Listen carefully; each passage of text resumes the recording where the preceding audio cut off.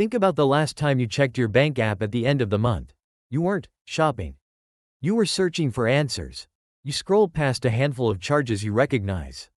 Rent, gas, groceries, then the weird stuff. A couple of small purchases. A subscription you forgot you still had. A delivery fee you swear you didn't agree to. And somehow the numbers don't match the story you told yourself all month. You had a savings goal. It didn't happen. You had a plan to pay extra on a bill. It didn't happen. Now you're doing that mental math you hate. If I move this to next month, if nothing breaks, if the car doesn't need tires, if nobody's birthday pops up, that's the exhausting part most people live in. Not because you're careless, because your money has no map. Just a trail of receipts. And here's the uncomfortable hint. That chaos isn't just an accident. It's a feature that keeps repeating, month after month. That moment you just recognized, scrolling, squinting, trying to rebuild your month like a detective? Here's what most people don't realize. The normal way you're taught to manage money is backwards. You're told to budget month by month. Line items, categories, apps, track everything. But your real life doesn't happen in a neat monthly box. Your real life happens across a year: car repairs, gifts, travel, annual renewals, medical stuff, school stuff. The things that don't show up every month still hit your wallet like they came out of nowhere. And the system quietly benefits when you don't see them coming. Let me be clear about something. Disorganization is profitable. According to the Consumer Financial Protection Bureau, banks reported about $5.83 billion in overdraft and NSF fees in 2023. Overdraft means you spent more than your checking balance and the bank charged you for covering it. NSF means non-sufficient funds. They declined a payment and still charged you. That's a business model built on surprise and timing, and it's not just banks. A C+R research study found people think they spend about $86 a month on subscriptions, but when they list them out, it's $219 on average. Here's the twist. You can't control what you can't see, so you don't need a more complicated budget. You need a simple annual view that forces your monthly spending to obey your yearly goals. And it goes deeper than that. So instead of treating every month like a brand new crisis, you build one page that tells you what the entire year is supposed to do. A money map is a one-page annual plan. Annual means 12 months, not this week. It's the bridge between your goals and your day-to-day spending. On one page, you list your monthly take-home income, your non-negotiables, your saving targets, and your goal buckets. A goal bucket is just money with a job, like emergency fund, vacation, or pay off the card. Think of it like a GPS. A normal budget tells you your current speed. A money map tells you the destination, the route, and the fuel stops, so you don't act surprised when you need gas. And the one-page part matters more than people think. The more screens, tabs, and categories you need, the more likely you are to stop looking. Here's a real-world reason you need that simplicity. C+R research found the average person estimated they spent $86 per month on subscriptions, but after itemizing, the average was $219. That gap isn't because you're bad with money. It's because tiny recurring charges are designed to be invisible when you're not forced to see them together.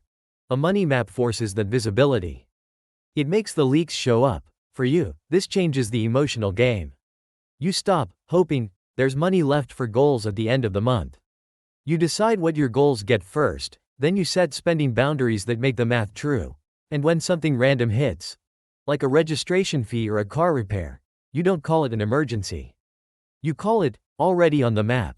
But once you see the yearly picture, you hit the next problem. How do you actually divide your income without making it a 47-category nightmare? This is where the money map gets practical, because you're not building a perfect plan. You're building a repeatable one.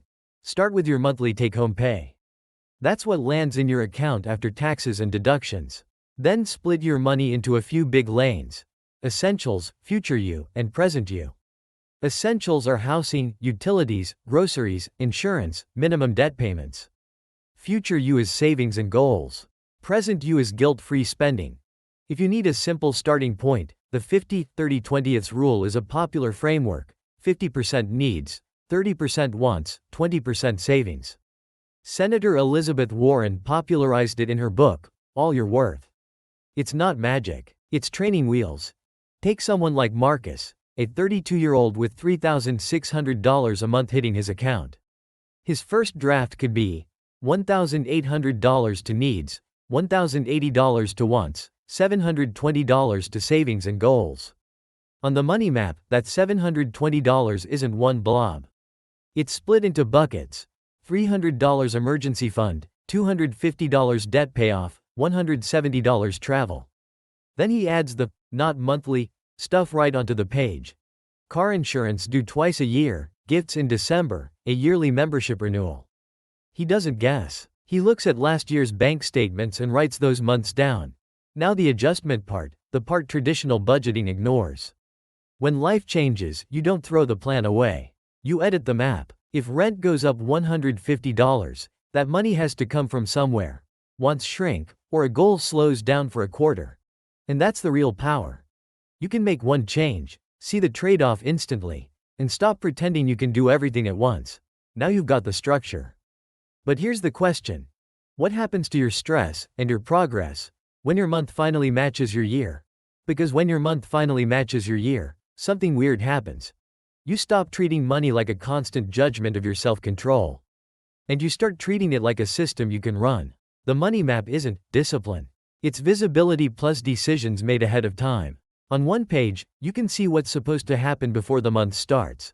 So you're not negotiating with yourself at the checkout screen. And that changes stress in a way most people don't expect. CFP Board shared survey results showing people with a household budget were more likely to feel in control, 62%, confident, 55%, and secure, 52%. Meanwhile, people without a budget were more likely to feel not in control, 19%, worried, 18%, and stressed, 17%. That's not a personality difference. That's what happens when you can see your plan. Picture Nina. Not a finance nerd, just a normal job, normal bills. She puts her annual renewals and gift months on the map, sets one emergency fund bucket, and gives herself a realistic, present you number.